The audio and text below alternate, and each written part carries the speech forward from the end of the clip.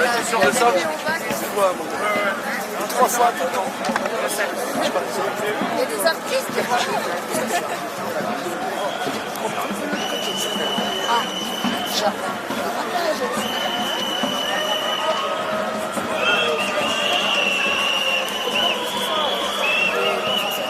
Bon, maintenant.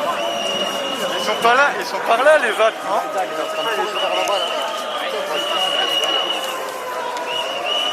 Ah, mais c'est par là qu'on passe? Hein?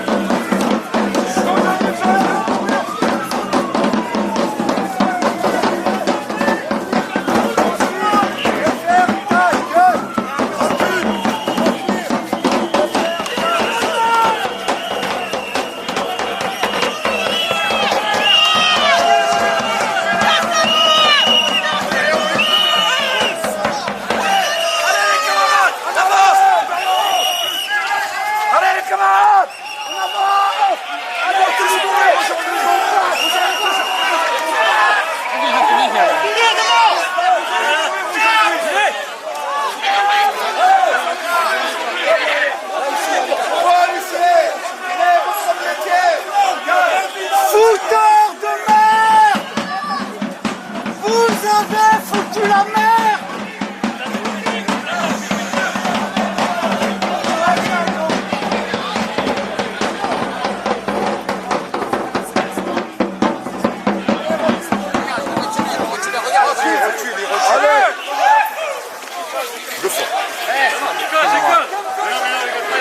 J'en ai crevé tous!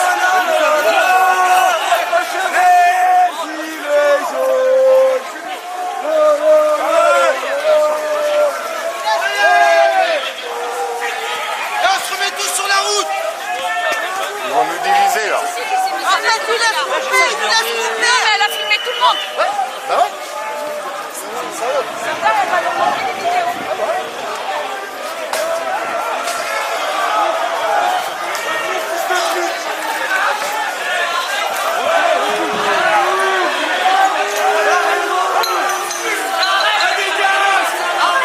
À gauche, à gauche, à gauche.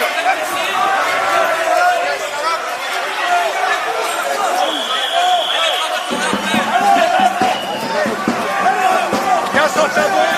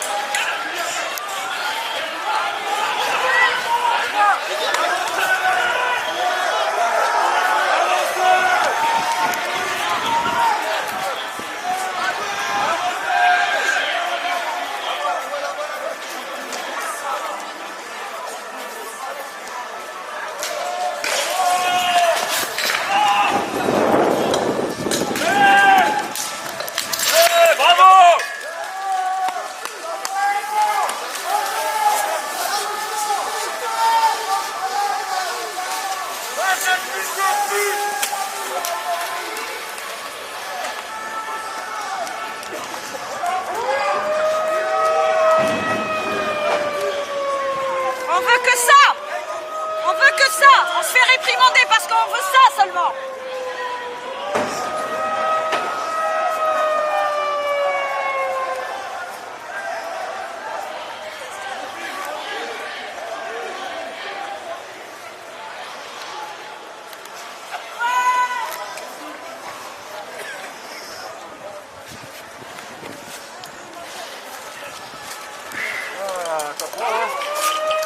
Attends, tiens. Si tu ouvres bien les yeux. Arrive à bien. Arrête de te mettre devant. Va derrière. T'as dit quoi? Je le connais. Il s'est fait interpeller. Va derrière.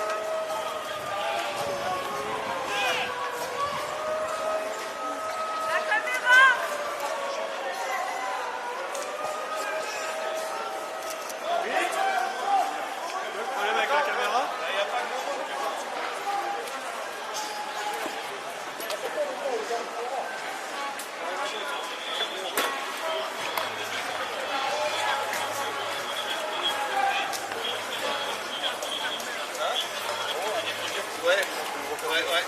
Attention la bouteille les gars sur le pont là-bas. Un mec sur le pont, quelqu'un qui...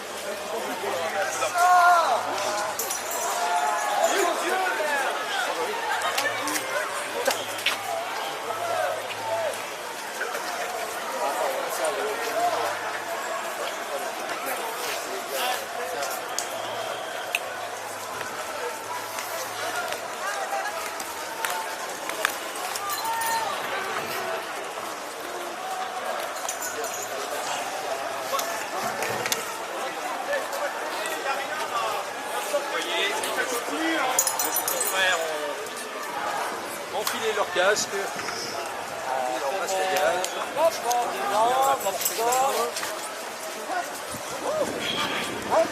À l'appartement, hein.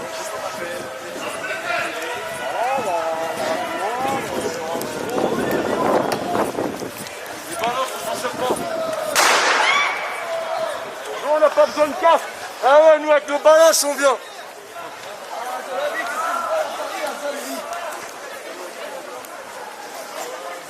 Ça fait longtemps que vous avez vu les copains CRS.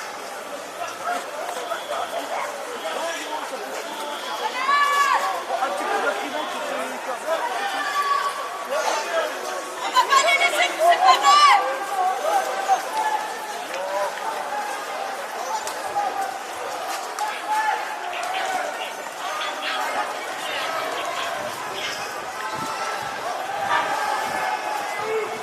Comme toi aussi, fais attention à toi, tu ne lâches pas. Hein. Non, tu lâches pas, tu prends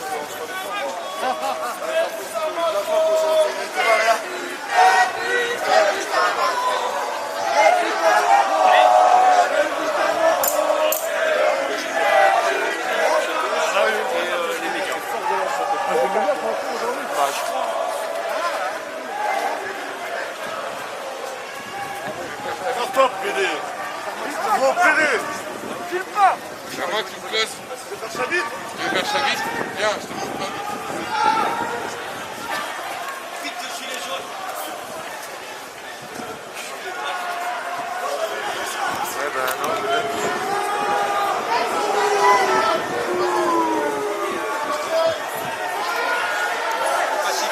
Merci encore pour les partages. C'est important pour ça. C'est important de faire montrer ça.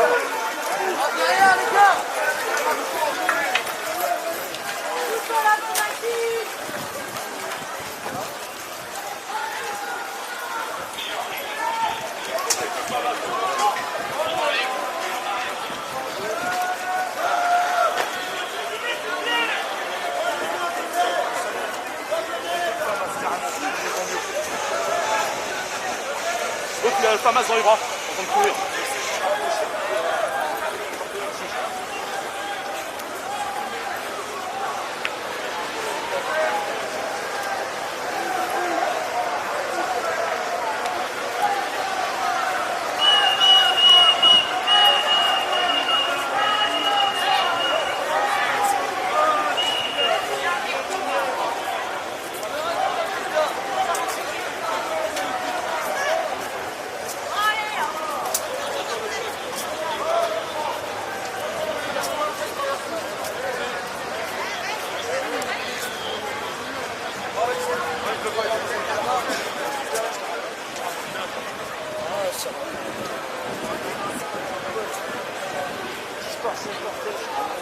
Ils ont essayé, hein.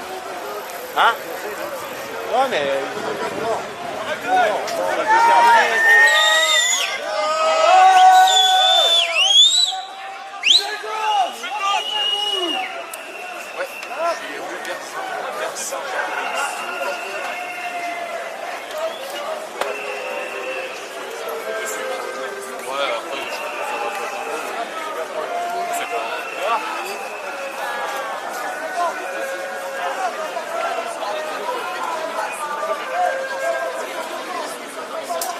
distance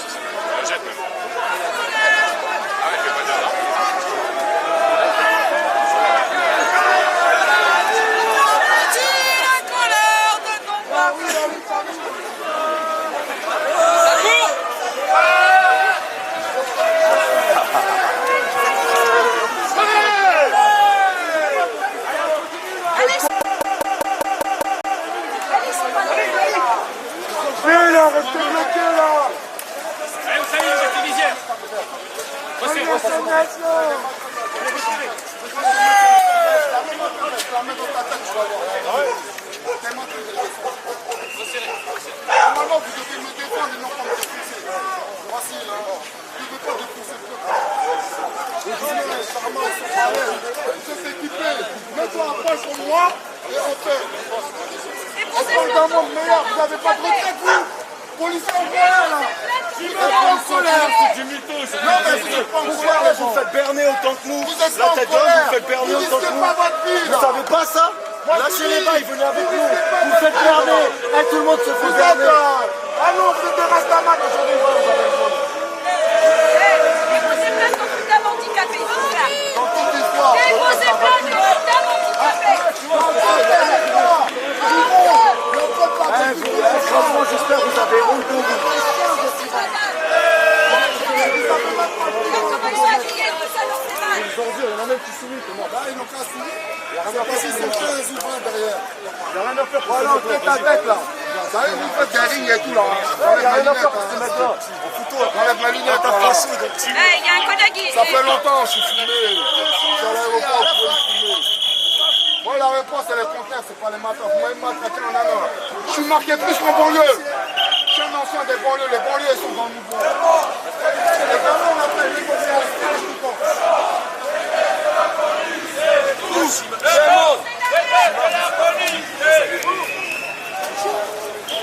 On est pas.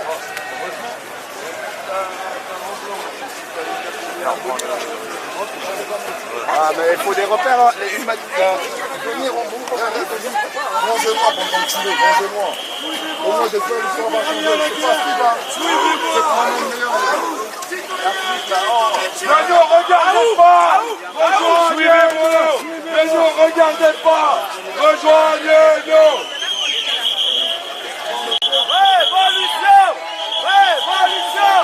Révolution. Révolution. Révolution. Révolution. Venez. Venez. Venez. Venez.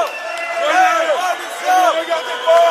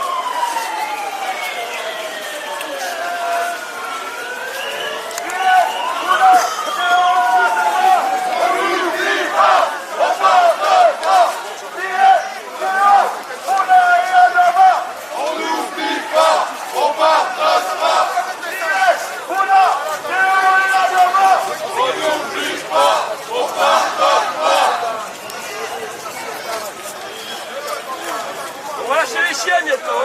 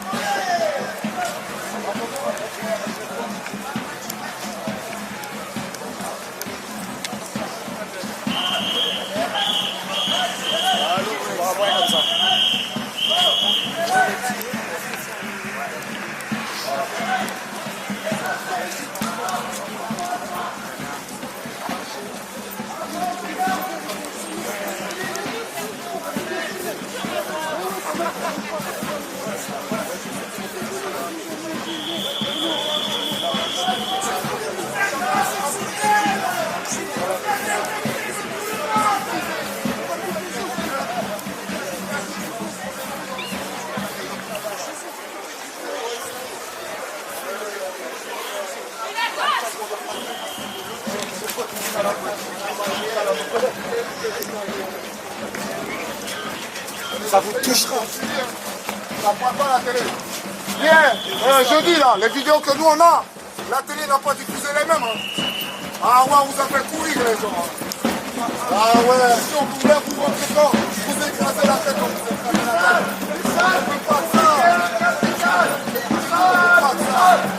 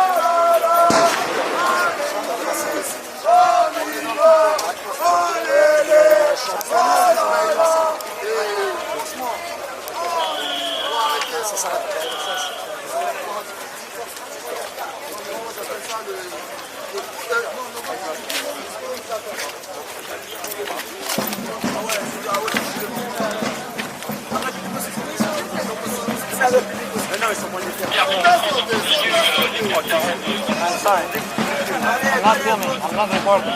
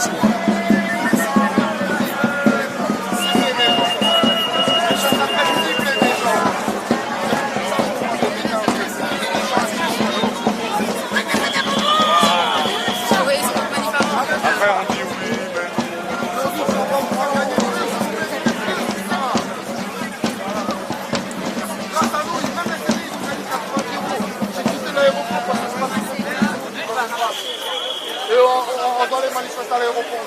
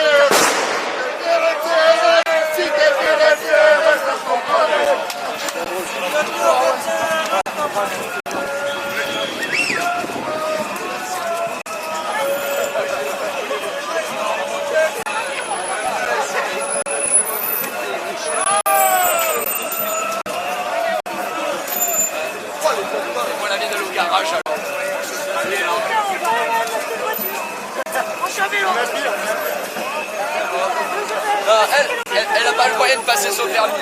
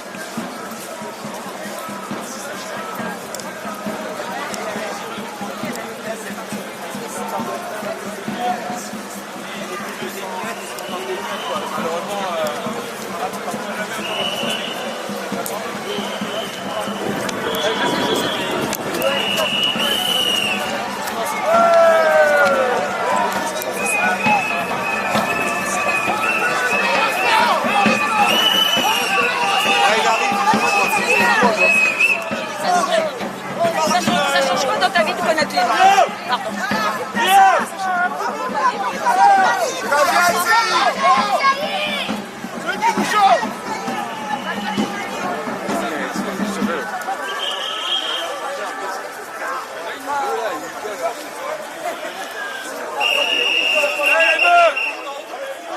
Allez, mec là!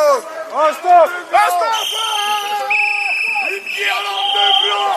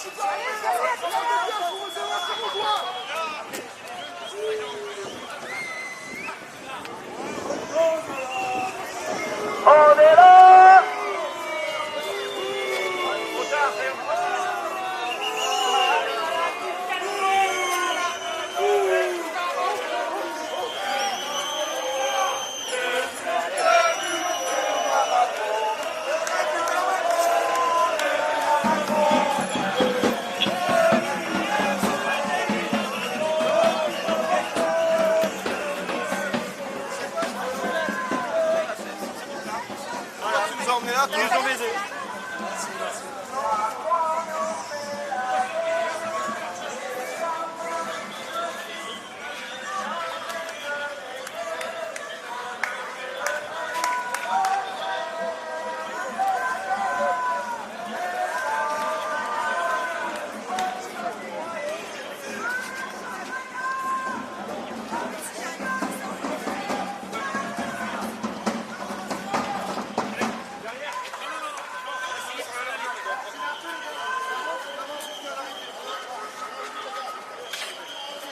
S'il vous plaît.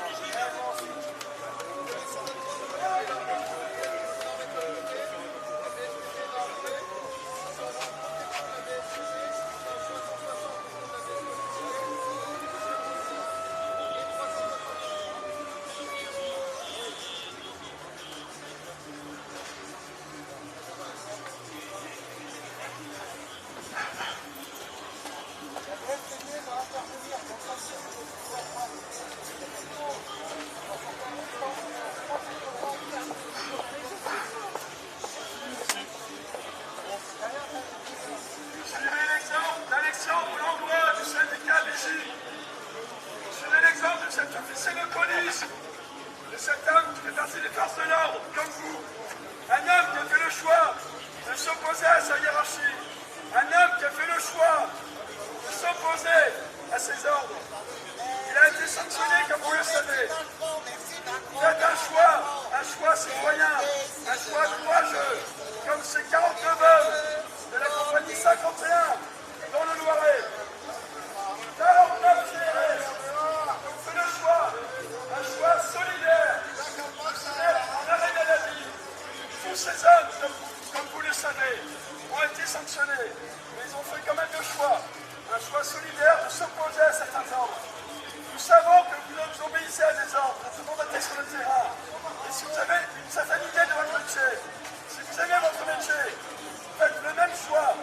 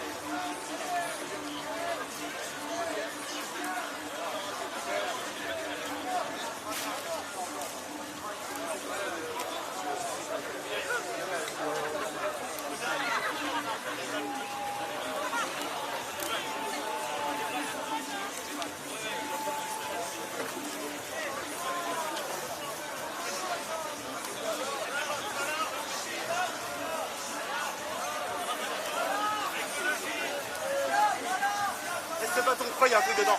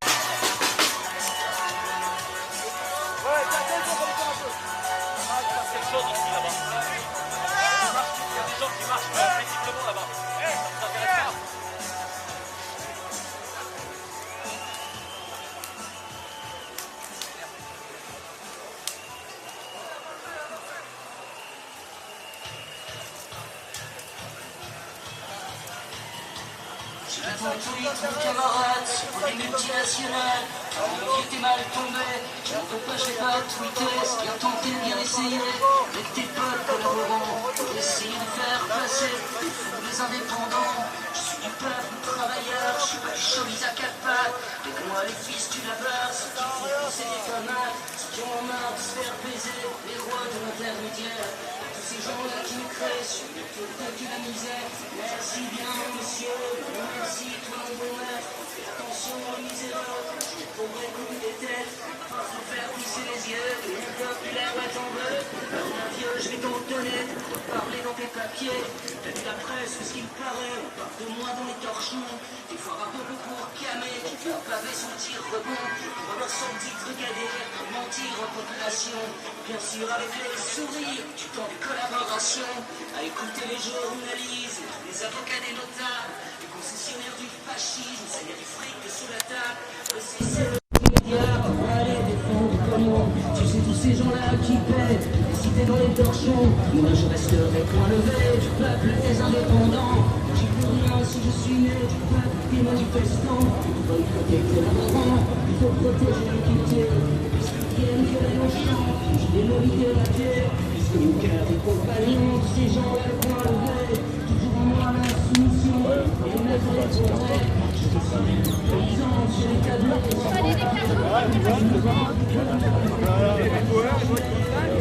Ouais, donc ça fait chier, ouais. Vas-y, je me l'ai pour te compter un peu d'ici.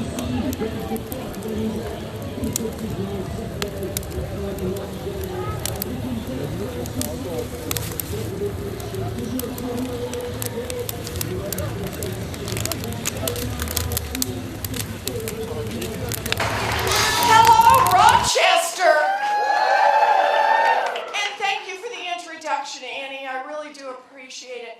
I'm so glad all of you are here today. I know there are a lot of things you could be doing on a beautiful, snowy Saturday morning. But what happens in 2020 is not just about the next 4 years or the next 8 years.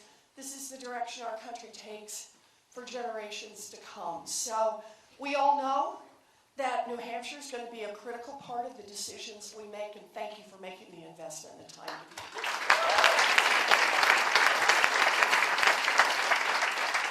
I thought what we do this morning is I tell you a little bit about myself. I'd also introduce you to my husband, Bruce, who's here. Where are you, sweetie? Oh, in the back with his hand out. There he is.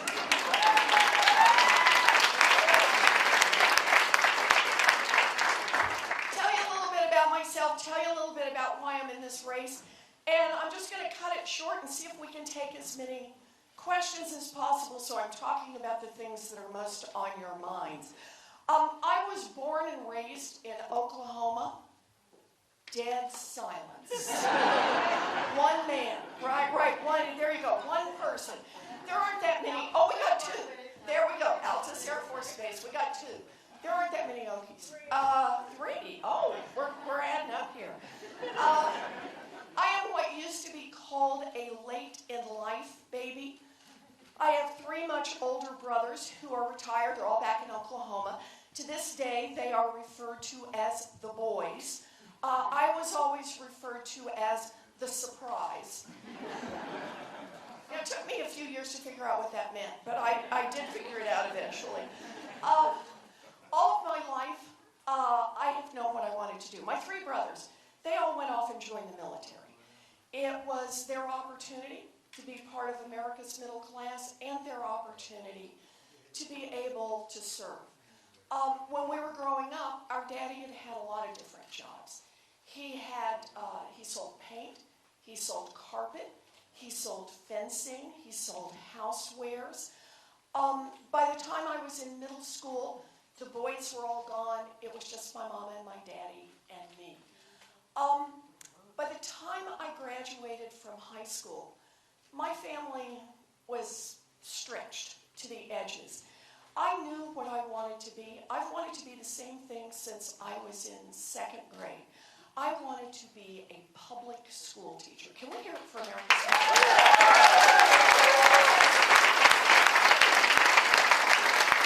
Now, I want you to know I invested early. I used to line my dollies up and teach school.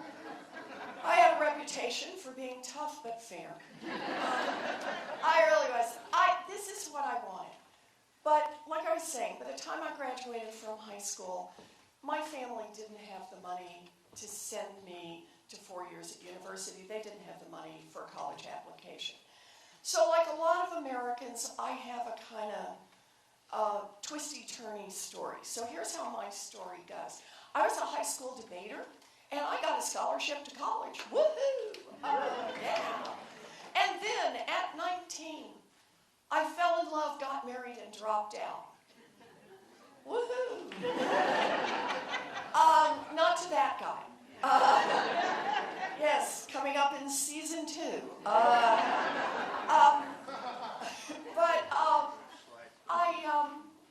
It was what I'd chosen to do. But I thought I'd given up on the dream, that I'd never have a chance to teach public school. And we're living down in Houston, Texas. We're living right outside Houston. And then I found it. A commuter college that cost $50 a semester.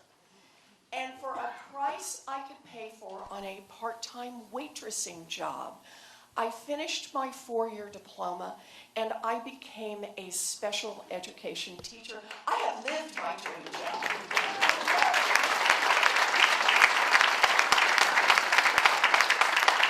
Now, we have any public school teachers in here? Oh, good. Oh, man, we got a bunch. Good. Fabulous. Fabulous. So I'm going to need you to back me up on this. It's not a job, it's calling. I love this work. I had special education students 4 to 6 years old, most of them pre-verbal, high school, yeah. I love those children, and I loved that work. And probably I would still be doing it today, but like I said, my story has twists and turns, so here's the twists and turns in mine. By the end of my first year, I was visibly pregnant. And the principal did what principals did in those days. Wished me luck and hired someone else for the job. So, there I am. I'm a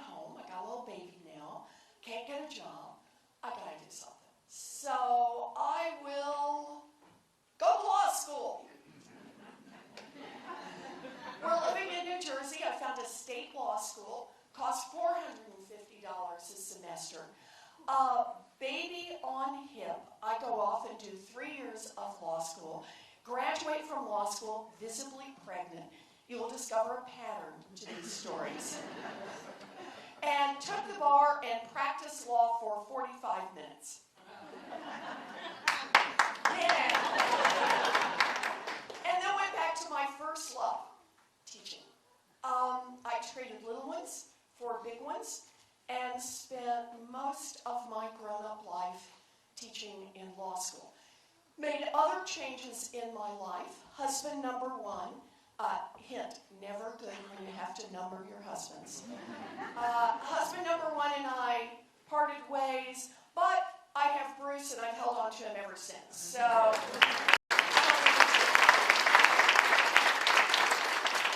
So like I said, I spent my time teaching in law school. I don't know if it's because I grew up in a family that was kind of hanging on to our place in the middle class by our fingernails. But for me, it was always about the money courses. If it was about money, I wanted to learn it, I wanted to master it, I wanted to teach it.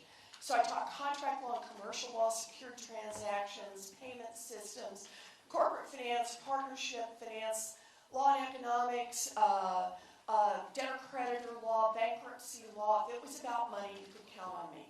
I was in the middle of it. But there was always one central question that I worked on, and that central question was, what's happening to working families in America? Why is America's middle class being hollowed out? Why is it that people who work every bit as hard as my mom and dad worked 2 generations ago, today find the path so much rockier and so much steeper? And for people of color, even rockier and even steeper. And the answer is who government in Washington works for. Think of it this way. We have a government that works great for giant drug companies. It just doesn't work for people who are trying to get a prescription filled. It works great for people who want to make money investing in private prisons and private detention centers. It's just not working for the people whose lives are destroyed by those places. We have a government that works great for giant oil companies that want to drill everywhere, just not for the people who see climate change bearing down upon us.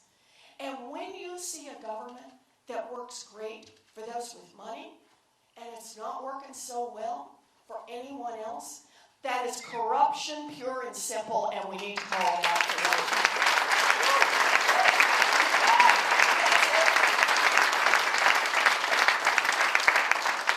So, for me, that's what running for president is all about.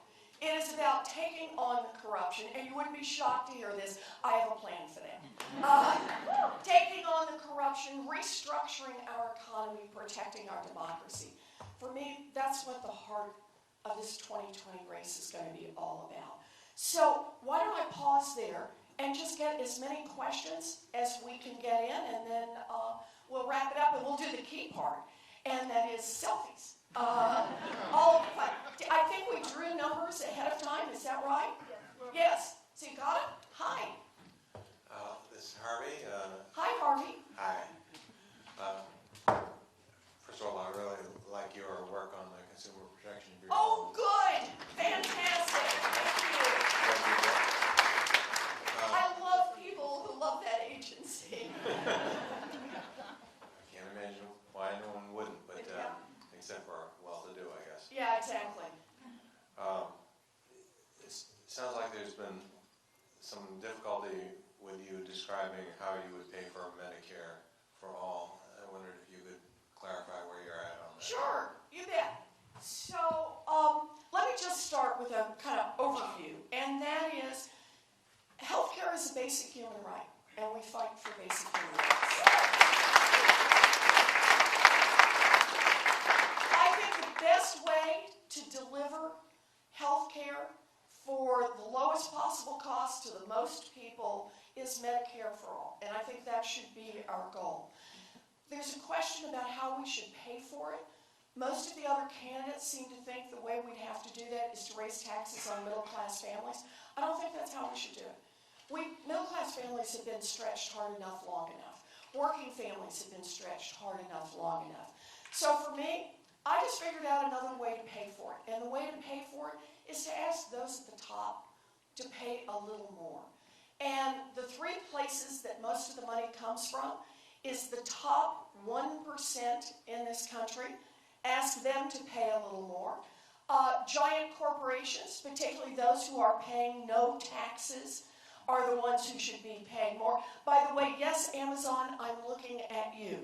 Reported $11 billion in taxes and profits and paid zero. And the third, I just want to say, my particular personal favorite is how much money we could raise by hitting the tax cheats a little harder. The people who are cheating on their taxes at the top, I say we hire some more folks for the IRS. If we cut our tax cheats by even a third, we can produce revenue that we can put into Medicare for all. So for me, it's just about who ought to bear this cost. And I think middle-class families have been squeezed hard enough, long enough. I want to see the cost borne by those at the top, and I want to see some relief for tens of millions of people across this country. So there it is. Thanks, Harvey. Okay, who we got next? Hi. Hi. Thank you for being here. Thank you. I'm glad to be here. I Tell me want your to name. know. Tell me your name. My name is Kiara Eisner. Hi, Kara. It's Hi. nice to see you. Good to see you too. I'm a journalist, Uh-huh. and I'd like to know what steps you would take if you were elected president to build back freedom of the press and public trust in the press. Okay. You know, this is such a powerfully important question. We have built a democracy on the premise of a free and independent press. We count on a press coming in from the outside and holding our leaders accountable, doing the independent investigation, holding the rich and powerful's feet to the fire, but particularly our political leaders. It is a critical part of who we are and what we do. And it is part of the reason I want to call out in particular the death of Khashoggi at the hands of the Saudis. It's not only that the Saudi government and the Saudi leader was clearly involved, the evidence shows clearly involved in killing someone who was working in the United States and of course ends up in Saudi Arabia, but it's that it was a journalist. It's that a powerful political regime said, who threatens us the most? It's a journalist. It's someone who investigates and who is determined to reveal the truth. And that ultimately is what undermines dictatorships. It's what undermines the powerful who are trying desperately to hang on to power. So I believe we need a free and independent press. Part of it is I don't think the President of the United States should be directly attacking the press. How about that one for an opener? I don't think the President of the United States should be withdrawing press credentials from solid places that are out doing investigative journalism, but to do it as punishment because the President doesn't like the coverage that he's getting. I think we have to support that. I also want to just mention one more part. I'm really worried about buying up the press, different outlets, particularly what this means for local reporting. We talk about this some at the national level and a president who's clearly trying to undermine a free press. But it also matters in small towns. It matters in rural communities. It matters, shoot, it's starting to matter in mid-sized and big cities.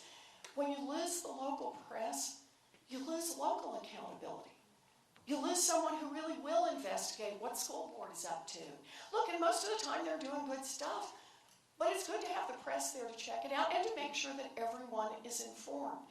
So this is a place where we can have a direct effect in policy. The mergers that the Department of Justice continues to approve that just mean fewer and fewer reporters at the local level and more predigested one point of view that's being shoved into the system by a bunch of local newspapers that are all, in fact, not local anymore and all owned by one national outfit, not only undercuts competition, it undercuts our free press. So, all of this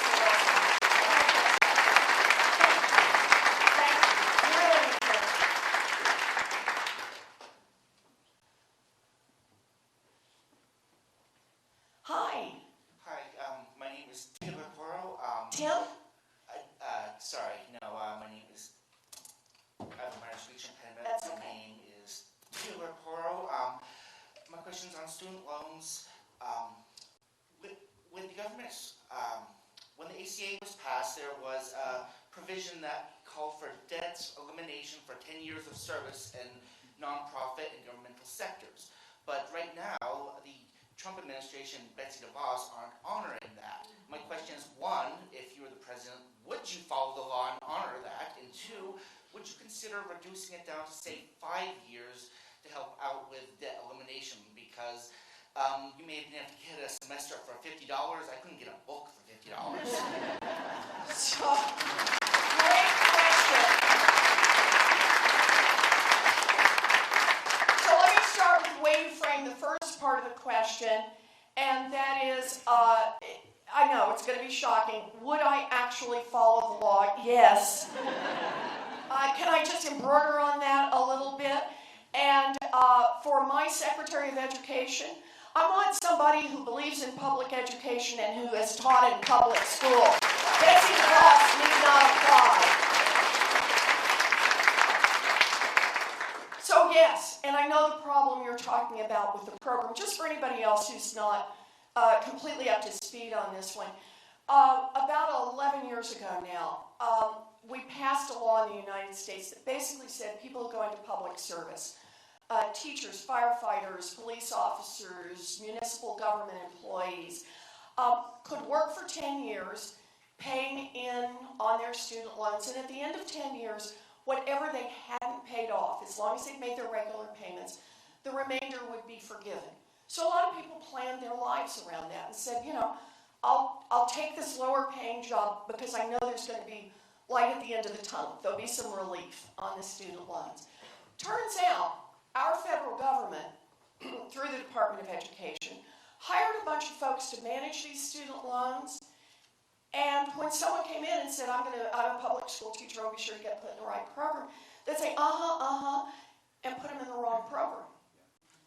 And when did you find that out? After 10 years. So the position of the Department of Education has been, hey, I'm sorry, you want to be in that program? Sure, we'll start you today. And 10 years from now, you can get rid of whatever debt you have left. I believe this is outrageous. These were agents of the United States government who got these people into the wrong programs. So I started fighting 2 years ago, got money set aside so that we could expand the debt relief to cover people who believed they were in the right program, had done everything they were supposed to do, and there would be enough money that their student loans would be forgiven as well. So far, Betsy DeVos' response to that has basically been, I think you put it the right way, just not to follow the law. She has denied people who are applying under this program to, I think it's 99% of the folks who've come in have not been able to get the debt relief.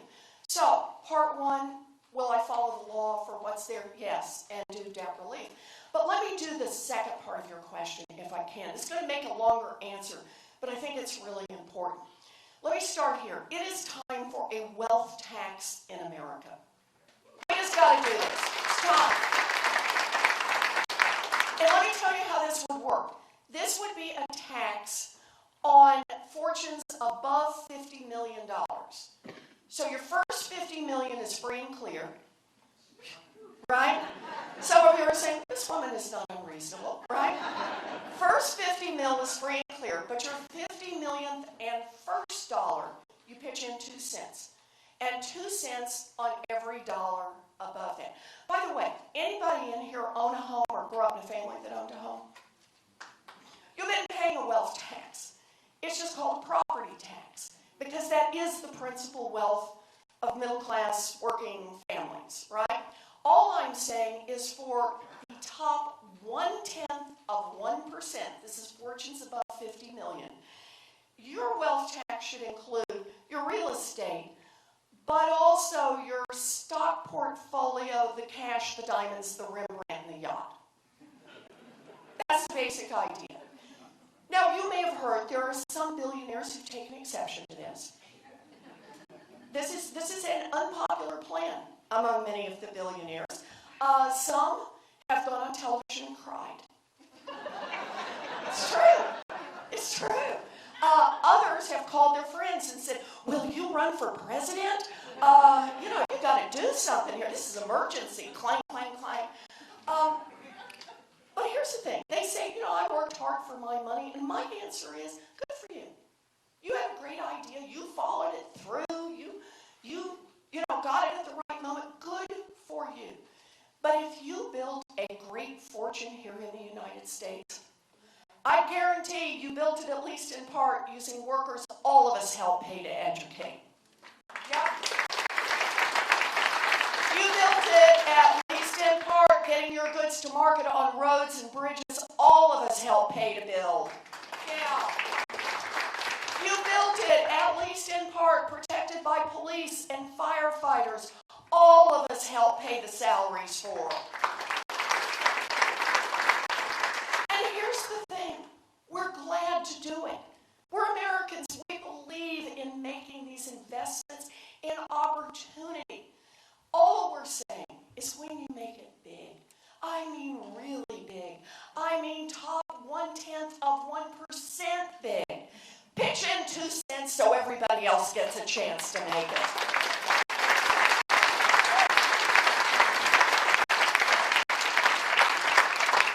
Because here's the fun part. What could we do with 2 cents? 2 cents. We could do universal child care for every baby in this country aged 0 to 5. Think about that. Universal pre-K for every 3-year-old and 4-year-old in America. And we could stop exploiting the mostly women, mostly black and brown women who do this work. We could raise the wages of every child care worker and preschool teacher in America. 2 cents. We can do all of that for 2 cents, plus we can make an historic $800 billion investment in our public schools from the federal government. Think about that. All of our schools should be excellent schools. In fact, lots of details in this, but a former special ed teacher has to throw this one in. It would also include full funding for the first time ever for IDEA, so children with disabilities would get the full education they need.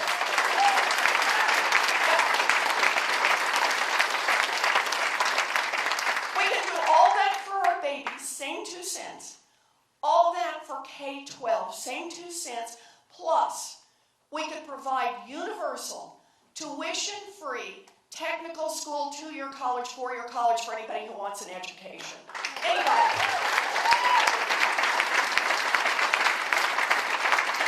Plus, I'm not through yet. Same 2 cents, we can help level the playing field and put $50 billion into our historically black colleges and universities.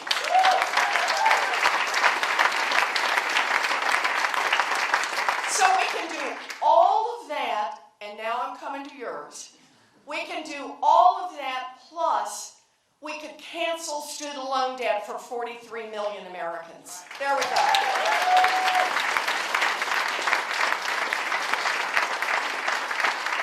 So my answer to your question, do I want to shorten the loan forgiveness time?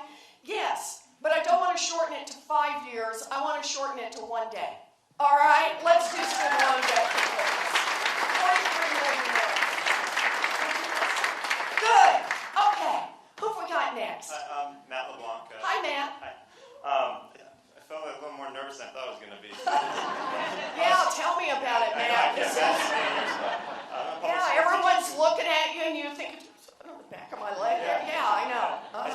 students every day, but it's a lot different. Okay. So my question is about another aspect of our country's health, conditions of farming industry. Yeah. I have concerns about the state of family farming and the broader impacts, including the rise of suicides on farmers. On a connected second part, what's your position on ag clause and if, its impact on our food quality and animal abuse? If there's any place in the federal regulations on this issue, I'd just like to hear your thoughts on it. Good. All right, this is good. So let me do, you wouldn't be surprised that I got a lot of plans, and they intersect here. So let me just see if I can highlight 2 or 3. We got a problem in this country, and the problem is giant corporations. You know these corporations. They've swallowed up little businesses. They've swallowed up medium-sized businesses. Shoot, they swallowed up what used to be big businesses. And the problem is how much power that gives them to control an industry. So they now have the power to run over their employees, the power to run over their consumers, the power to run over the communities where they're located, power in Washington, the power to call the shots in Washington. So let me lay out the general principle. We need a president who has the courage to enforce our antitrust laws and break these big guys up.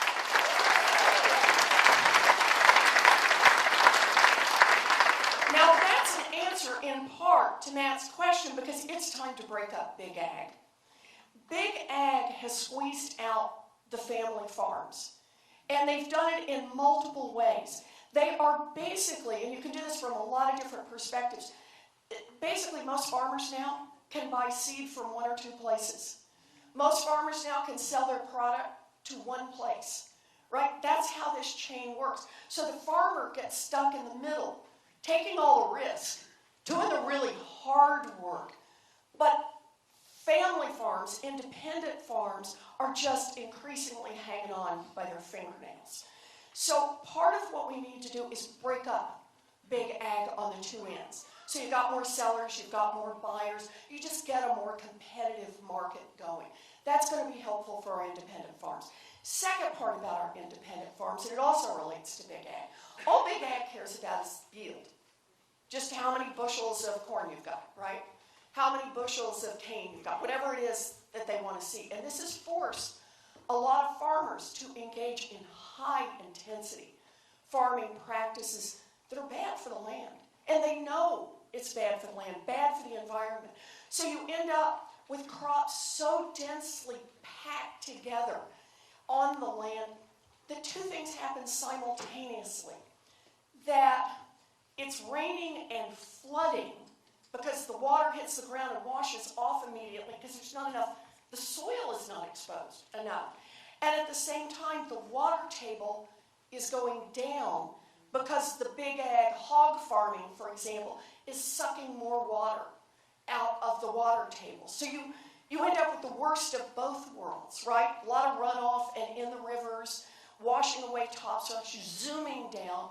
And at the same time, the long-term stability, the water that seeped through for centuries, is not being replenished. So here's what I want to do on this. This is an environmental issue. This is a climate issue. I want to make the investment from Washington, not in Big Ag, which is what happens right now because they've got so much power in Washington to write the farm bill. I want to make an investment in independent farms and make it financially possible for them to follow best practices so they can be the stewards of the land that they want to be, so they can be on the front edge of helping us in the fight against climate change. And we can have farmers lead this fight and use sustainable farming practices and make food available locally. Does that help? Good.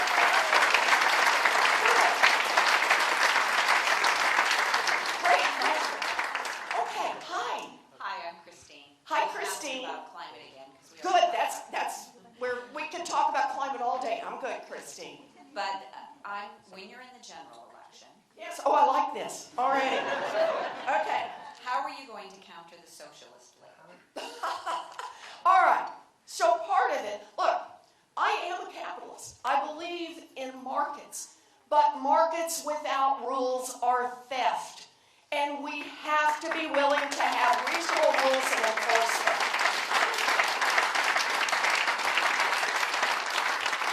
And here's the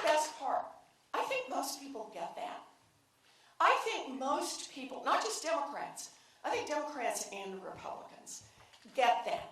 They, remember the three brothers I talked about, the boys, back in Oklahoma? One is a Democrat. Do the math. Right?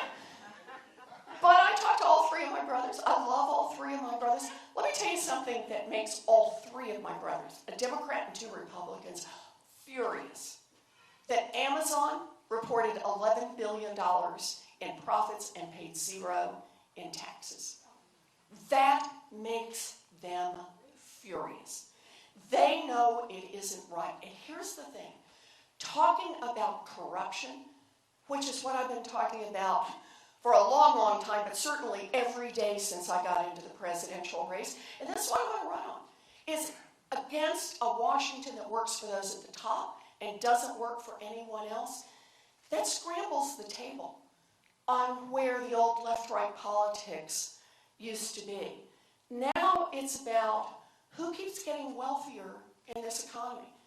People work hard, they play by the rules, and find year after year after year, it's just getting tougher. The parents who realize their kids are not going to be able to buy the houses that they bought. They're not going to have a chance to be able to start their own businesses because they're getting crushed by student loan debt. Can't move back to small towns because they can't get childcare, because community hospitals are closing. They get it. The wealth is going to the top. And what we need to change that is we just need to enforce our antitrust laws. We need to pass an anti-corruption bill to get rid of the influence of money in Washington. By the way, I have a plan for that. And here's the thing about that anti-corruption plan. Let me just say a word, if I can, about this. The anti-corruption plan, here's the good news. It is the biggest anti-corruption plan since Watergate. Here's the bad news. We need the biggest anti-corruption plan since Watergate. But let me just tell you, because money is felt everywhere in Washington. Yeah, it's campaign contributions, but it's so much more.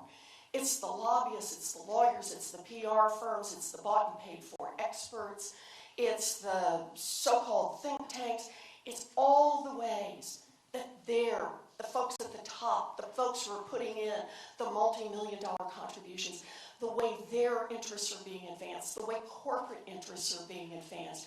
So let me just give you a couple of samples out of what that bill is about. Part one, end lobbying as we know it.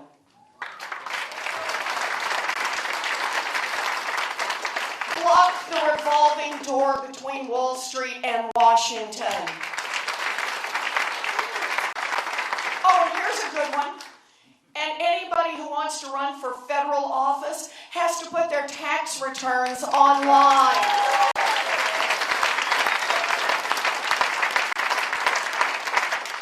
Because here's the thing. Democrats and Republicans get that. They get what's broken. So I get it. They'll try whatever they can try in terms of name calling. But I believe we run this presidential as a contrast between the corruption that has gone on for years, but that has accelerated with the Trump administration.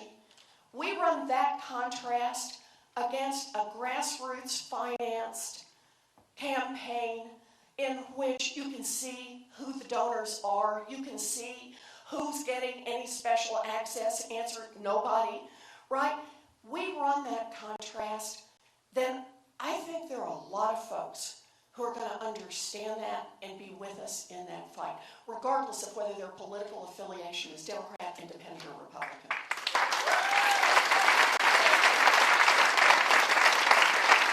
All right. Oh, this is fun. We got another one? Well, we do, but we have to draw some names. Draw some more names. In Okay. order to make it fair, and sneak up behind us. Yeah. Woo. I'm not going to let Donald Trump do that. That's right.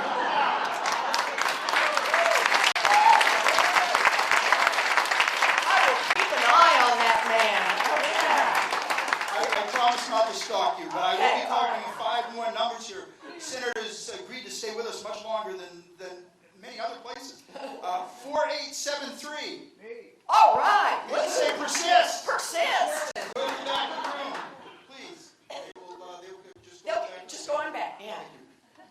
4867. 4867. So I was in Iowa City, and a lady very timidly raised her hand after we called it 3 times, and she said, it's my number, but I put my used gum in it. So if your gum's in it, it still works. 4883. All right, woohoo! We've got them trained well. Yeah, 4851. it's fair. Persist. We got another one.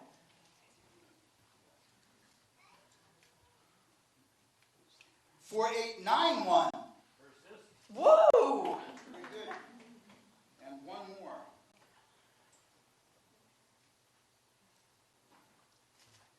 4829. All right, fabulous. Thank you, Chuck. All right. Who have we got? Hi, Senator. Hi, how you doing? Good. Good. My name is Amaresh. Hi, Amaresh. It's hi. good to see you. Nice to see you. I like the fashion choice. Thank you. Good. I work as a public defender. Here Oh, in New Hampshire. bless your heart. Fabulous.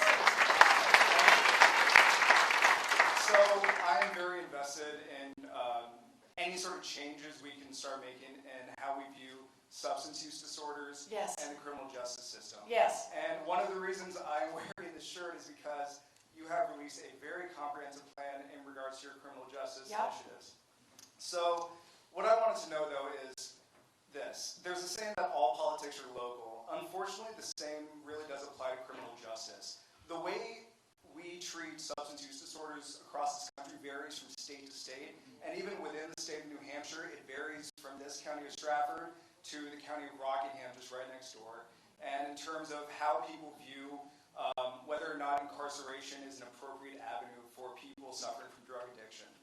So my question to you is, how do you intend on incentivizing states and municipalities into believing that drug addiction is something to be cured with public health options rather than the criminal justice system? And overall, how do you plan on changing the conversation from incarceration to treatment? Oh, that is a great question. So let me start here, and I'll come back into it. 193 people will die today from substance abuse. It's like a plane crash. And it will happen again tomorrow, and the next day, and the next day, and the next day, and the next day, until we make real change in this country. The problem on substance abuse is not that we don't know what to do. We got a pretty good idea of what it takes to help people. It's not to say we shouldn't do more research on it. I'm all in favor of that. But we've got a pretty good idea. The problem is nobody wants to spend the money. So I have a plan for that. And it's important, there it is, Warren has a plan for that. It's important, particularly where you are in it. Right now, substance abuse is often criminalized. And I understand there are places where people do commit crimes who are substance abusers. But it's criminalized because it's easier to pay for jails than it is for treatment. And that's wrong.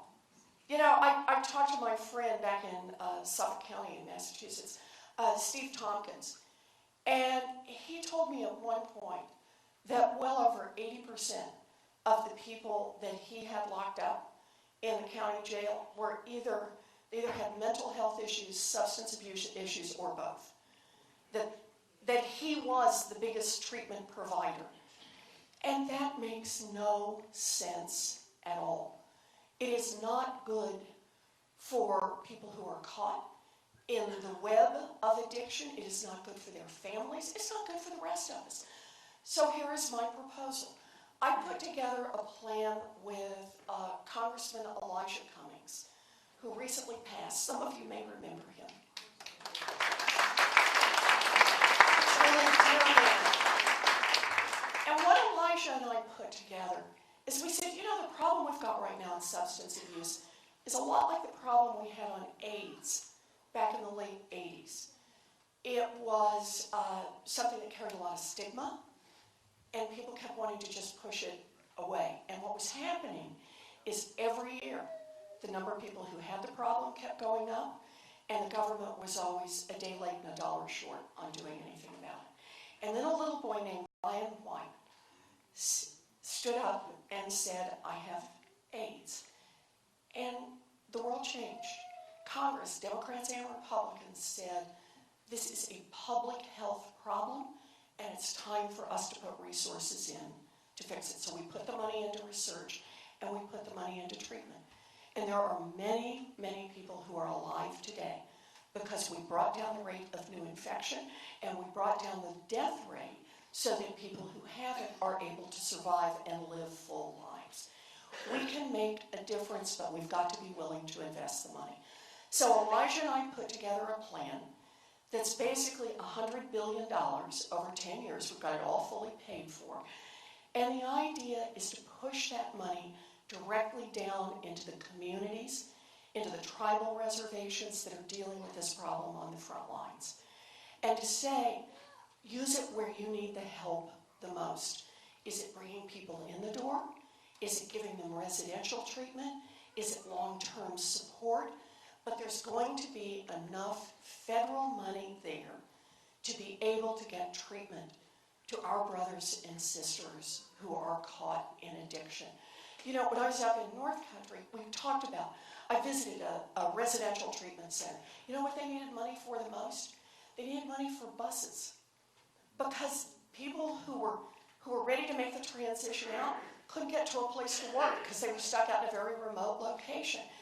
But they needed to be able to come back at night. They needed to still be where they had some support.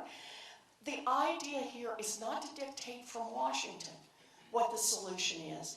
The idea is to say, you tell us what you need, and then you've got to keep numbers on it. I believe in accountability. You've got to report on what you're doing, and then when you report on what you're doing, we'll make sure you've got the support you need, and we're going to bring down this addiction rate. When we put the money into treatment, we can treat addiction like the public health crisis that it is and take the pressure off our criminal justice system. Thank you. That's a great question. Yes. Hi, welcome. Hi. My name's Nicole. Hi, Nicole. And I'm a nurse midwife. I've been Yay! a nurse You've midwife. delivered lots of babies. About 2,000. Whoa! Good for you. And are they all cute? Oh my God, yes. And I cry, like if I'm not working, like if I have a student I'm teaching and I watch a delivery, like tears come to my eyes still, even now, because it's just such an intimate moment. Yes, it is. So I thought I was going to talk to you about maternal mortality, which is increasing in this country, but I want to continue on substance use disorder. Okay. Because I have a daughter with substance use disorder, and I have 5 kids, 8 grandkids, and so back in about 2000... You are truly blessed. I am so blessed. So about 2013, I saw the crisis that was happening. I saw it as a mom and a grandmother. I saw it as a midwife treating people. So I went back to school for a fellowship in nursing leadership and designed a program for substance use disorder. And it took about 3 or 4 years, but we ended up getting a grant and started a program for pregnant women with substance use disorder. And we did get the money. I was working in Massachusetts, so we did get it from Massachusetts, from the Health Policy Commission. And I have 4 other midwives that have started programs in New Hampshire for substance use disorder that are very effective. And then when the CARE bill went through, nurse midwives were left off of that bill so that we couldn't prescribe Subutex because it's controlled, right? And then nurse midwives are also paid at a lower reimbursement than physicians, which denies access to our care. Right now, I'm working down at Brigham and Women's Hospital as a director, and we have women that want midwives that can't get them, right? So we're being denied access. And I guess my question is that I feel like our profession in this country, we're boots on the ground, we see what needs to happen, like we can make things happen pretty inexpensively, but then there's all these other interests and powers, like you were talking about, whether it's pharmaceuticals or bigger organizations that impede our ability to actually bring the care. The grant that we got for substance use disorder, we got $1 million, and we cared for about 70 people. I could have cared for a lot more people, you know, with that $1 million. But part of it was research, which is complicated. So I guess my question to you is, it's great to have the money, and it's great to have it for the communities, but what about like advanced practice nursing and some of the other people that are being denied access to that money? So when I say communities, I mean people who are providing locally on the ground. Right. So an issue. And that's the whole point, is that show us what works. This should not come from Washington. This should be what works on the ground for you. Because the truth is, the problems are not the same everywhere. Even the drug of choice is not the same everywhere. You get different issues in different places. So it's about accountability. You've got to show how many people you're treating, and you've got to show what the long-term effects are. Not just how you held on to them for 30 days, right? It's got to be long-term. But it's to push it down to your level. It's not just one. It's everything that's going on at the ground level. Let me add a second part to this. Can I just ask, if you feel like it, how many people in here either know someone, love someone who's been caught in substance abuse? Yeah. These are our families, right? These are our children. These are our brothers and sisters, moms. These are our folks. And we need to make the commitment that they will get the health care that they need. I want to just add one second part to this, and I got a second question on it. And that is, we also need real accountability for the people who make this happen.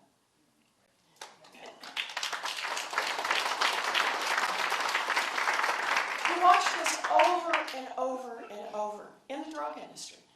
People who knew what they were selling, and they knew what the implications were, but they continued to make profits from it. We watched it with banking. People who knew that they were selling those mortgages that were costing people their homes, that they were running up risk, but they continued to make the profits from it. Banks that have been caught laundering money for drug dealers, for terrorists, not once, but repeatedly. And each time, think about what happens in our system. If the company gets caught, the company pays a fine. But the people who actually made the decision, man, they get bonuses, right? They keep their jobs. They walk out free and easy. So for me, a part of beating back the corruption in our system is to say, when these corporate executives knowingly sign off on things that are going to hurt people, then they can be held personally responsible. That's the America of Thank you. So who we got next? Hi. Hello. So I'm Susan. Hi, Susan. I'm a reading teacher. I teach high school kids who can't read. Yep. Which happens. So quick shout out. Thank you for your environmental policies. Yes. What I want to talk about is that we have a racist in chief in the White House. Yes. And that more and more people are emboldened to express their racism. I just read about a Detroit high school team. A lot of kids took the knee, and the team they were playing against, nothings were thrown, they're spit on, they're called the N-word. How do we address this? If you use the word racist, people just get angrier and more racist. So here's how I see this. Donald Trump has a strategy. This is not just something random. Donald Trump believes that he can prosper by setting people against people. White against black and brown, Christian against Muslim, straight against gay, and particularly trans, everyone against immigrants, particularly immigrants of color. His plan is to set people against people, hoping that so long as everyone is fighting each other, that no one will notice that Donald Trump and his corrupt cronies are robbing this nation of both its wealth and its dignity.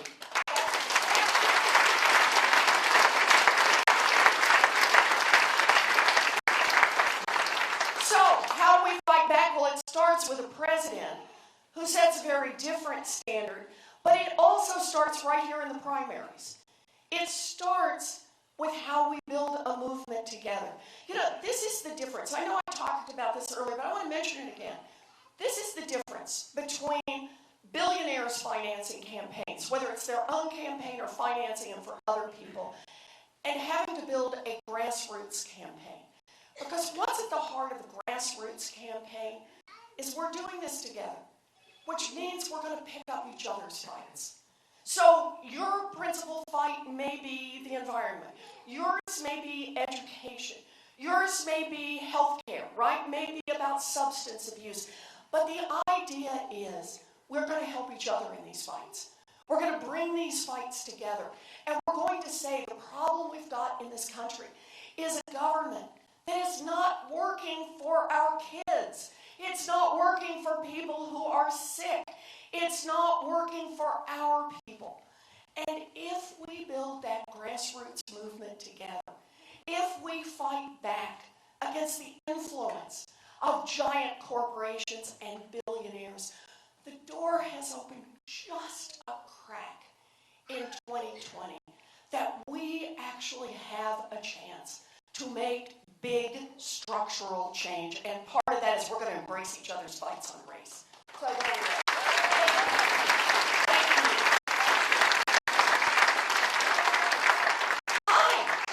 Hi, what's your name?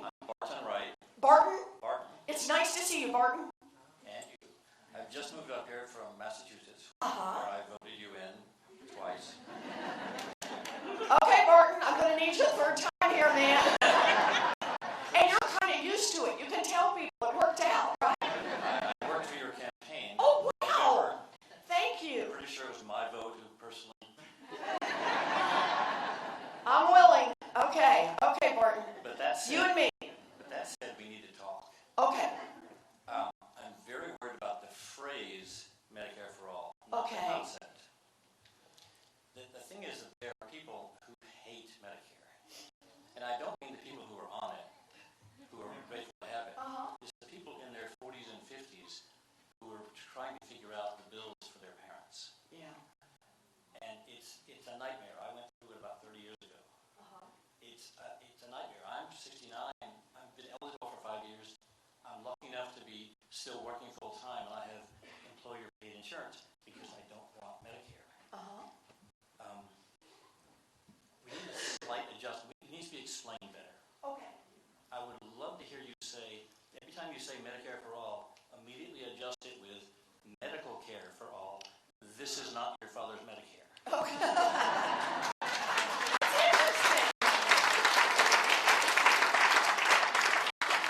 It's a trademark phrase. I give it to your campaign. All right, thank you. But so I hear your point, and I think it's a fair point. Let me tell you what drives me in this. It's that the healthcare system we've got right now is just not working. It's just not working. Folks who have private insurance are paying more in premiums every year. They have higher deductibles, they have higher copays, they have more doctors that aren't covered, more prescription medications that aren't covered. It's just not working for folks. Did you see the other day, a couple of weeks ago, a story about people who had been hospitalized who had health insurance and how they're getting sued by their hospitals because of what the health insurance won't pay? They thought they had good insurance. And I meet people all the time. I was in Indianola, Iowa. A man and his wife come up to me and they said, I just want you to know we have blue ribbon insurance, the best, the top, the greatest. And he said, I loved my insurance. Right up until he had an aneurysm, she was diagnosed with cancer. And he said, and with our premium insurance, we're now $100,000 out of pocket on uncovered medical costs. So we got to find a way to do better. And here's the approach I want to use. Part one is reduce the cost of prescription drugs. Anybody in here use insulin or know somebody who uses insulin? EpiPens? We can bring down the cost of those by presidential order. We actually have the capacity to do that. We just need a president who's willing to do it. I'm willing to do it. That's a place to start for everyone.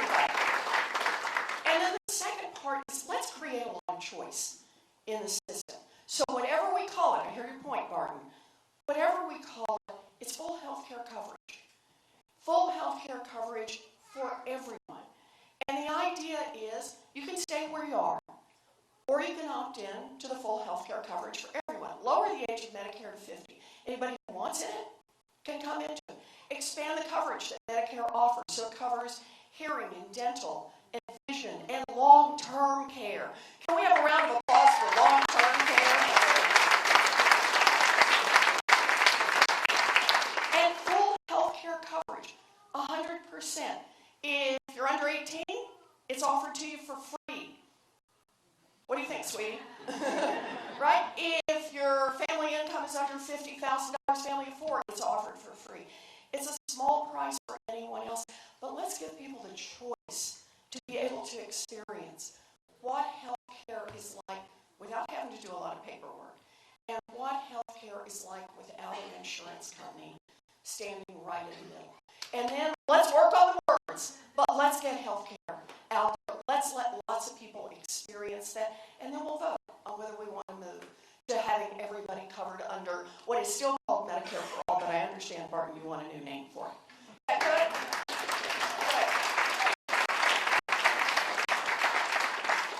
Hi. Hello, Senator. My name's Colin. Hi, Colin. Thanks for coming to Rochester. I work in regional planning, and my question is kind of related to climate change and those most vulnerable to it. Especially up here in New England and in colder climates, as a family or a household gets closer to the poverty level, the proportion of their costs for home heating goes up. Yep. And similarly, as we get more and more days over 90 degrees in the summer, seniors, young children, other folks are going to be more vulnerable to that heat. So, wondering what you would do specifically. I look around and I don't know why there aren't more solar panels on buildings. And when we talk about energy independence, yes. What are you going to do to make energy cheaper, more affordable, improve the infrastructure that it moves around on, and make solar panels easier for the average homeowner, and especially the low-income folks to afford? So, that is a great question. I like that question. And I'm going to give, if you'll let me here, I'm going to give the big climate answer on this one because it's so important. Climate change threatens every living thing on this planet. And we're running out of time. The single scariest thing to me is every time the scientists go collect new data and report on it, the problem is worse than they thought it was. So whatever projections they had made on how bad it is and how much time we've got left, the problem is worse and the time left is even shorter. So I see this as we need an all of the above strategy. We got to go at this in every direction we can. On day one, I will do everything, I love saying this, a president can do all by herself.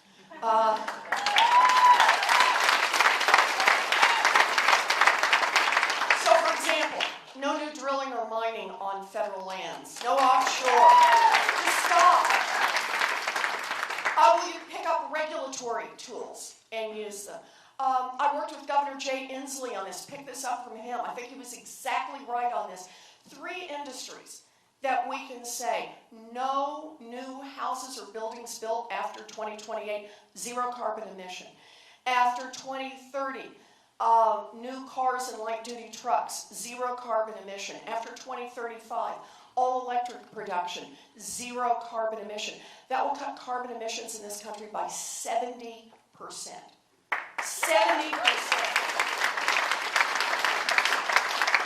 And yeah, we got to rethink our grid out there and how our grid works, our power grid.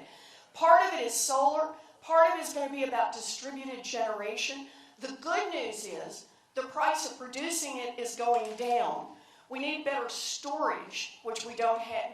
We've made some improvement, but not nearly enough. But I'm not even clear that we're going to be using the old the notion of you produce power at one central place and then send it out across wires. You know, there's a lot of talk now. We may move in a completely different direction so that everybody is getting solar or wind directly, and you just store it. And you store it in batteries as we get better battery storage.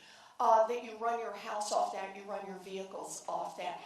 We're going to have to make the investment. So my proposal on this is we increase by tenfold the amount of research and development money that we put in. We need to innovate ourselves out of this crisis.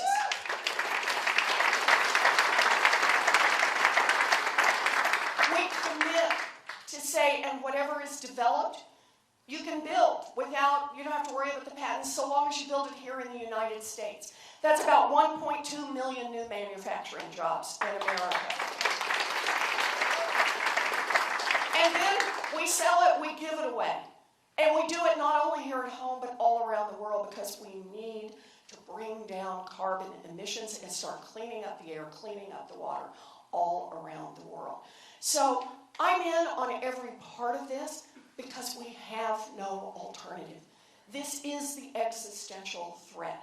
And this is one where we need a president who leads the world. Oh, Donald Trump is leading the world. He's just leading it in the wrong direction on climate. We need one who will lead it in the right direction. We have got to fight back against climate change. We're running out of time. So I'm in.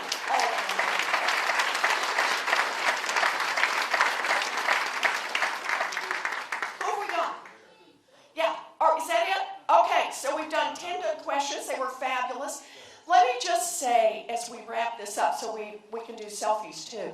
Let me just say as we do this, I want to tell you one more story, and that's a story about a toaster. You didn't see that coming, right? Okay, so here's the story. When I was a young mom, toasters could burn down people's houses. And the way that happened is those little toaster ovens, they didn't have automatic shut-off switches. So it was entirely possible to put 4 slices of bread in one of those little toaster ovens, flick it on, hear the baby cry, run down to the other end of the house, deal with the baby a little longer than you thought you had. When you came back, the flames would be leaping off the bread by 8 to 10 inches, right? And you could catch the kitchen curtains on fire and the kitchen cabinets and so on. Ask me how I know. The only thing I will admit to is when I was a young mom, my daddy actually bought me a fire extinguisher for Christmas. Hung it on my kitchen wall. So here's the thing. We had a federal agency that stepped in, Consumer Product Safety Commission, and they said, enough. You can't sell toasters in America that have a 1 in 5 chance of burning down somebody's house, and that was the end. They put shut-off valves, and that we were done. No more toaster fires that burned down people's houses. By the early 2000s in America, mortgages in this country were so complex and so dangerous, they had a 1 in 5 chance of costing a family their home. Not through fire, but through foreclosure. Only this time, the federal government was not on the side of the people. It was deeply in the pocket of the banks. So deep, they encouraged them to keep selling those mortgages until they crashed the entire economy. That was 2008. So after that, I had an idea. I said, how about we have an agency that is just like the agency for toasters, only this one's for mortgages, credit cards, student loans, payday loans, just to make sure people don't get cheated on them. So I went down to Washington. I was not in elected office. I went down to Washington and I talked to everybody I could, every elected official, every regulator I could, about this idea. And people said basically the same 2 things to me. First, that is a great idea. You could actually make a real difference, structural change. And second, don't even try. Don't try because you'll be up against Wall Street, you'll be up against the big banks, you'll be up against big money, you'll be up against all the Republicans, and shoot, you're going to be up against half the Democrats. You can't get it done. I get it. Big structural change is hard. But it was the right thing to do. So we got in the fight, and we took on Wall Street, and we took on the big money. And in 2010, Barack Obama signed that agency into law.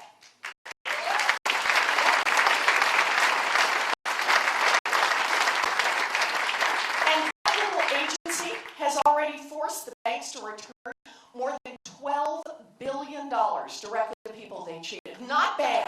We can make government work for the people. So what did I learn from this? I learned that even if big money We need big ideas to solve the big problems of our time. We need big ideas to inspire people to get out and vote and to bring their friends to get out and vote. We need big ideas so that everyone in the world will know who and what Democrats fight for. And we need big ideas to take back the Senate and put Mitch McConnell out of a job.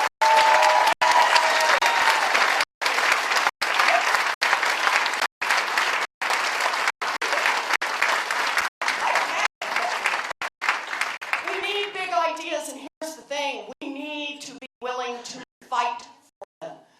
I get that it is easy to give up on big ideas. And you can make yourself sound very sophisticated, very smart by doing that.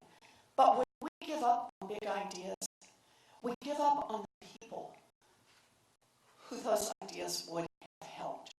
And those people are already in a fight. People struggling with their medical bills are already in a fight. People crushed by student loan debt are already in a fight. People stopped by the police because of the color of their skin or denied the right to vote are already in a fight, and those fights are our fights.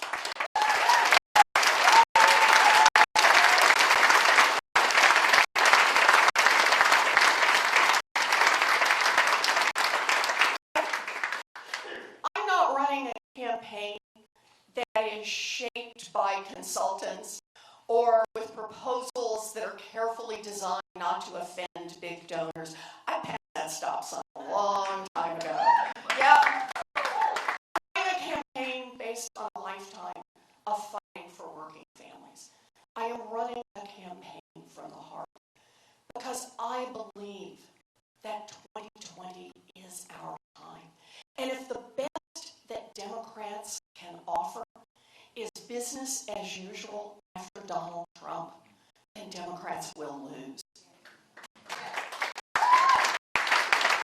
Democrats win when we have solutions that are big enough to match the problems in people's lives. And 2020 is our chance to do this. 2020 is our time. It is our time to win the fight for a Green New Deal and save this planet. Yes.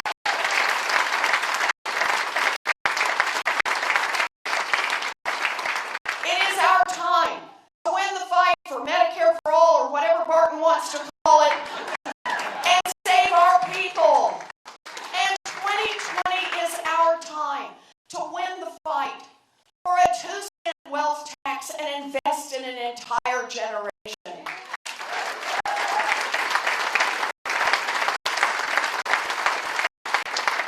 2020 is our time. And if you believe this is the moment in history when we can do this, then join me. Go to elizabethwarren.com, pitch in $5, volunteer an hour, but join this fight, because that's how we're going to make real change in this country. 2020, it's our time to dream big, fight hard, and win.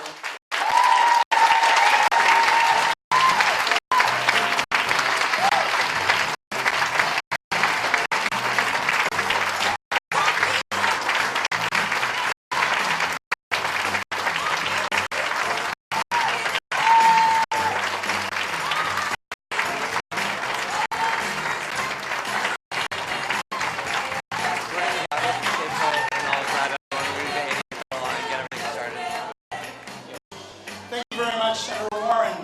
Rochester really appreciates you joining us. And after the Democratic Convention, when you are the nominee of the Democratic Party, we want you to come back and see us. What we're going to do now is one of the most important things the Warren campaign does, and that's selfies.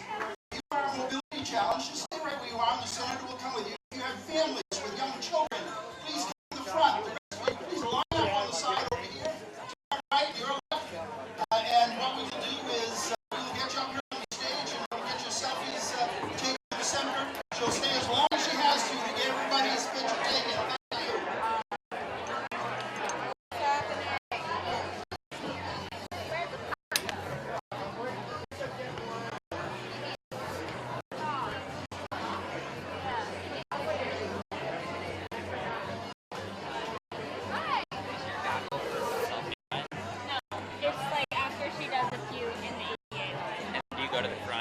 Yeah, I go there. Yeah.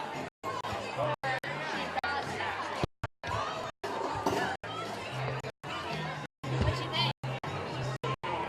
I knew about like 20% with making things there, which I think is pretty good. Yeah. She definitely is a lot of fun.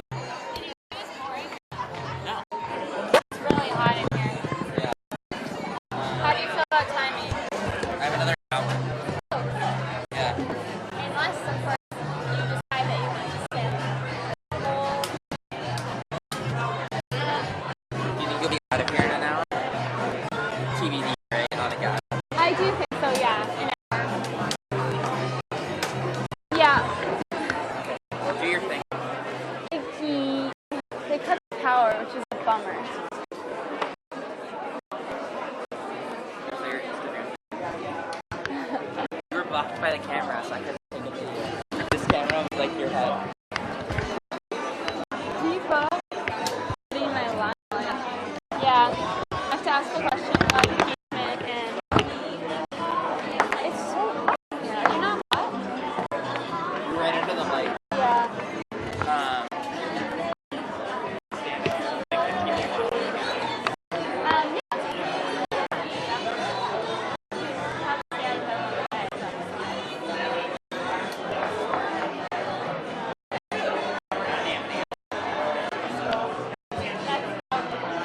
You want this water?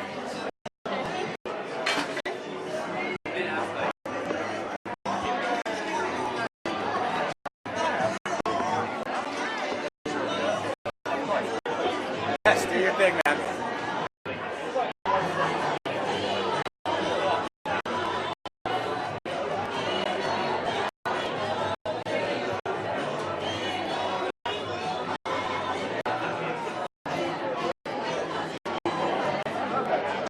Medicare for all stuff is interesting. What else? Justin thinks, Justin and I were talking earlier, he thinks that Ray's doing math is hilarious. Yeah. He said do math, and I like, that's it. You probably heard her say that again. Not just the equipment. No worries, sorry. Okay, do your thing.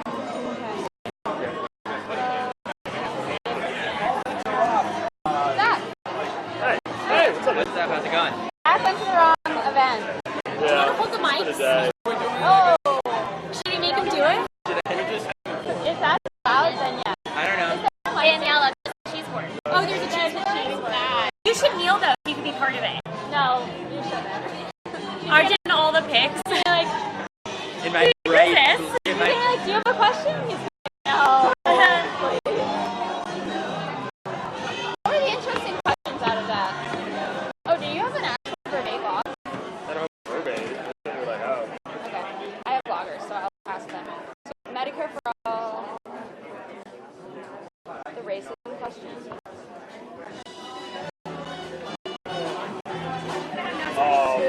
I know. You guys, what were they testing? Very interesting. I think she said that a whole lot. For Medicare for all. Substance abuse stuff? Yeah. How are you going to counter the socialist label? Yeah. Maybe just. We haven't heard about opioids. Yeah. The free independent question. Oh yeah, that's the new sound. I like, they give the smallest embed biggest everything. It's miserable. I can't wait till we can, like, and I don't like, do all this, yeah. Yeah. Hello, everybody. A nice short one. I love it. It's fun. Yeah, it was much It's more fun. interactive. It is. It You is. could just campaign is saying that you raised money in your Senate race and into this presidential campaign, doing fundraisers with folks that you would today call bad actors. Would you consider some of these folks that you fundraise with bad actors? Look, we are in a Democratic primary. There's no one running against anyone except Democrats against Democrats. We have an opportunity to build a grassroots movement. And that means, Americans are just sick of the typical politician who says one thing out in public and then goes behind closed doors and doesn't want anyone to know what they're saying to the millionaires and billionaires that are funding this campaign. It is time for everyone in this campaign, including the mayor, to open up those closed-door fundraisers and let the press come in. It's time to disclose who the bundlers are and who's getting special access. The American people have a right to know. We're in a Democratic primary, Democrat against Democrat. We should be building a grassroots movement. Senator, are you planning to go back to Capitol Hill and do your other job during the next trial? Do you commit to being there every day you need to be, even though it's right before the Iowa caucus? That is certainly my plan. There are some things that are more important than politics. And if we have an impeachment proceeding going on, I will be there. Are you worried that it's going to hurt your campaign at all since it's before? This is not about politics. Impeachment is something I take very seriously. I take no joy in this. But this is about a constitutional oath that every single member of the Senate took to uphold the Constitution of the United States. No one is above the law, not even the president. And when a president acts like he's above the law, when he breaks the law, then it is the responsibility of Congress to move forward on impeachment. And that's Senator, time. On the side, you had some very nice words to say about Kamala Harris when she dropped out of the race, and you were asked if she would be on your short list for VP. Have you spoken to her at all since she dropped out of the race? Yes, I have. What was that conversation like? It was good. It was a good conversation, but I'm not going to say more about it. Senator, Kamala and I have been friends for a very, very long time. And I'm very sorry that Kamala is not in this race, and that on the same day that she announces she won't be in the race because of financial reasons, a billionaire makes the debate stage. You know, this is a serious problem for our democracy.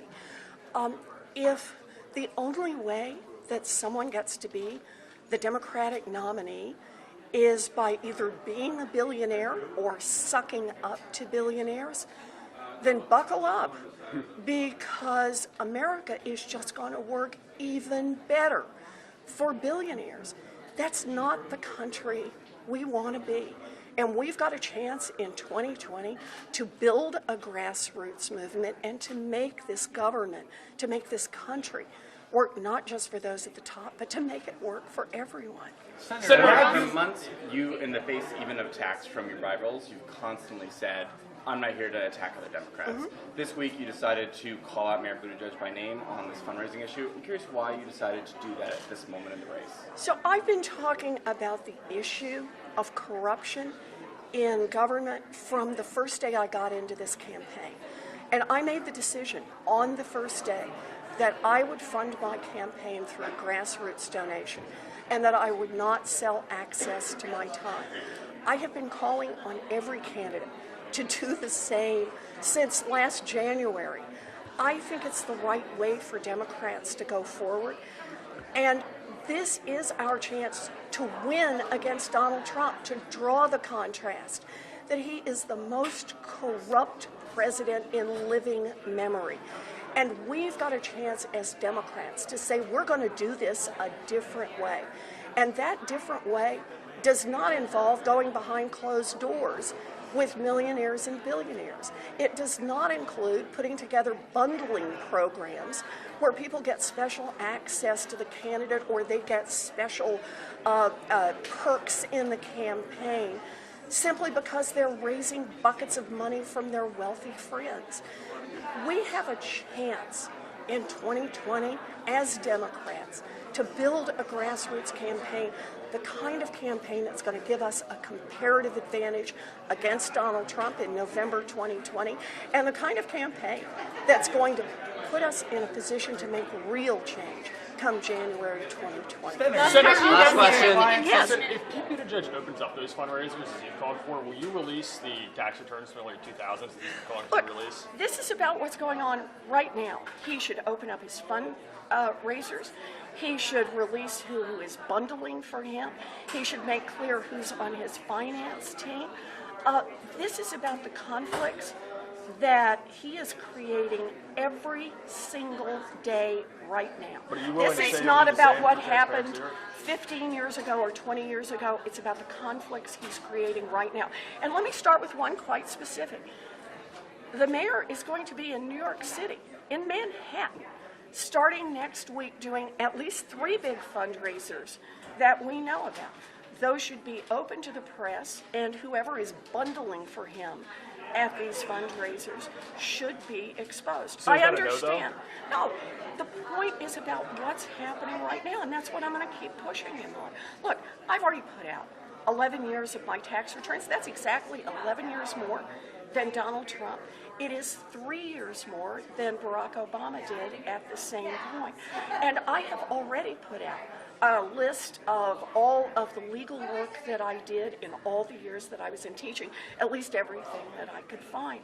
So anyone can see about conflicts that date back from 15 or 20 years ago. But what I'm particularly concerned about are the conflicts being created every single day when candidates for president sell access to their time to the highest bidder. We shouldn't be doing that in a Democratic primary. Okay, Thank you so much.